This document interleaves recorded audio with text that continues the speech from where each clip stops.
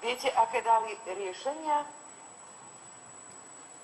Zaviesť platby 20 až 40 eur za každý prevoz sanitkou. Odmietli sme. Znovu zaviesť odporúčacie lístky, výmenné takzvané, aby lekári nemohli ísť, pacienti nemohli ísť priamo k odbornému lekárovi.